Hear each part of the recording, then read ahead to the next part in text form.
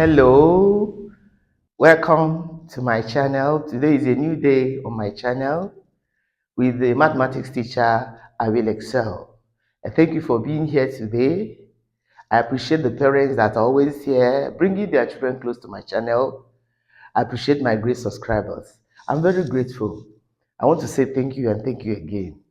Today, we are going into a very new topic, subtraction of fraction. We have finished our addition of fraction. This topic today is most especially for the primary 6, grade 6. I was careful about bringing the numbers that I'm going to expose today because there are things you are going to see there that will make you to be well on the solving of these maths. When you get at this point, on this point I'm bringing out here, you will see you cannot stop. You will continue working because you have known it from my channel. I want you to pay particular attention when I'm teaching. It will be of great help to you. Thank you, my subscribers. Thank you, my parents, as we go over to learn subtraction of fraction. Number 1 says 7 over 8 minus 3 over 4. What did I say first? I said when you want to solve this type of thing, the very first thing that will come to your mind is LCM. And that's where I'm going now. I will first of all find the LCM. I will not just say 8 times 4. I will find the LCM. And with the LCM, I will start to solve.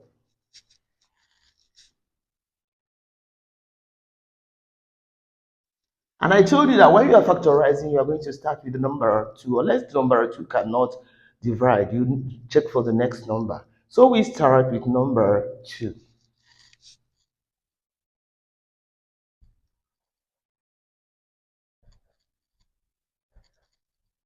And you see that our LCM is 2 times 2 times 2. 2 times 2 for 4 times 2, 8. So our LCM now is 8. Good. Watch me. The LCM, 8, divided by the denominator, 8 times 7, as usual. Minus the LCM, 8, divided by the denominator, 4, times 3. Good. The LCM again. 8 divided 8 will give us 1. 1 times 7. 8 divided 4 will give us 2. 2 times 3. Good. 1 times 7 will give us 7. 2 times 3 will give us 6. The LCM is there. Good. Now, 7 minus 1 will give us 1. 7 minus 6, will give us 1. So, 1 over 8. This is the answer. This is the normal one. Normal, 1 over 8. But let's look at this one. Let's find the LCM. The LCM goes thus. 2 goes, 5, 5, 3 cannot go, 4 cannot go, 5 can go. The LCM is 10. 10. This one is having a whole number. So we bring a whole number here. 10 divide 10 times 7. 10 divide 5 times 4. Good. 10 divide itself will give us 1. 1 times 7. 10 divide 5 will give us 2. 2 times 4. Good. The whole number is there and the denominator is there. Okay. 1 times 7 will give us 7 minus 2 times 4 is giving us 8. Can you see that? Can you see that? The LCM is there. You see? 7 cannot minus 8. What do? 7 cannot minus 8. What you do here is that you borrow 1. You borrow one from the whole number. And this one you borrow from the whole number, you call it 10. Yes, this anyone you borrow from here is 10. So you go and add 10. You add 10 to this 7. And that will give us what? 17. You give us 17. 17 minus 8 is giving us 9. 9 over 10. You see the number. You see the answer now. It's giving us 9 over 10.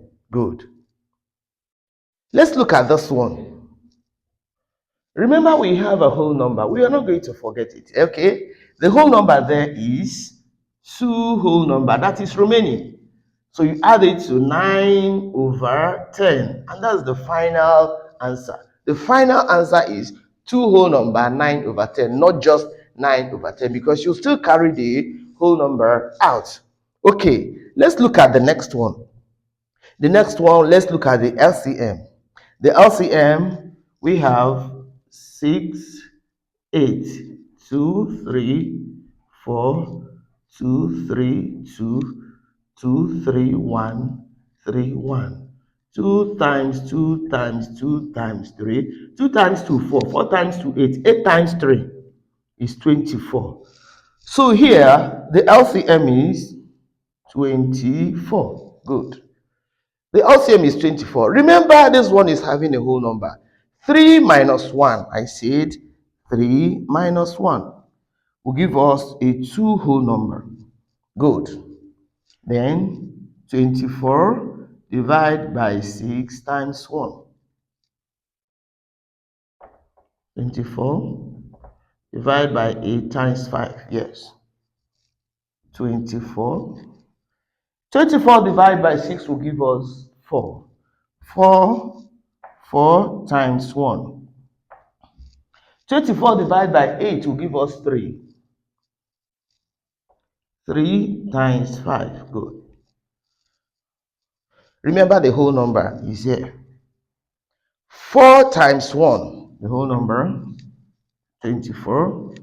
4 times 1 will give us 4.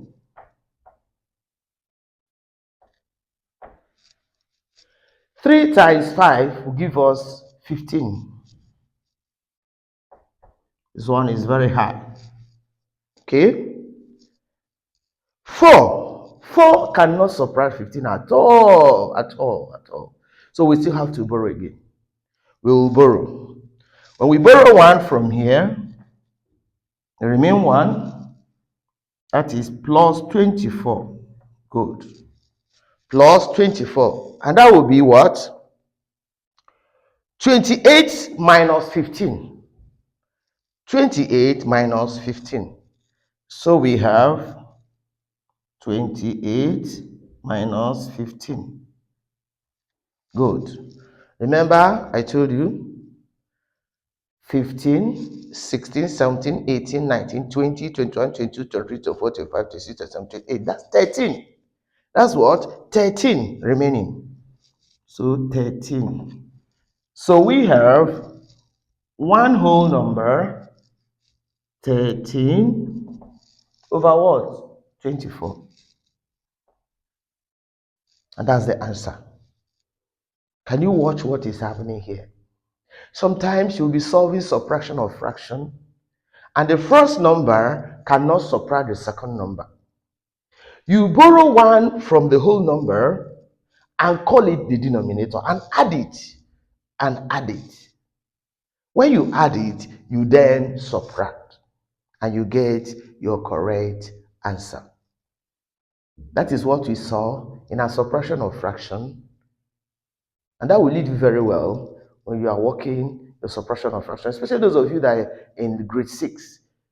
This number always comes out in the external examination. They don't just give you just ordinary subtraction or fraction. They give you the one that will give you challenge to know whether you have really understood subtraction of a fraction. Thank you very much for listening today. I hope you understood it very well. I told you that I want to know the country you are watching from. Tell me your name. Drop your comments on my comment section. Tell me how you understand my lesson or how you don't understand my lesson. Tell me the topic you so much dread in mathematics that you want to understand very well. I can use my style to let you understand it. Parents, encourage your children to watch more. Again and again and again. They will perfect. Thank you for today. See you in our next lesson where we are going to combine subtraction and addition of fraction together. It's going to be another challenging time. Thank you very much for watching. I appreciate. Bye.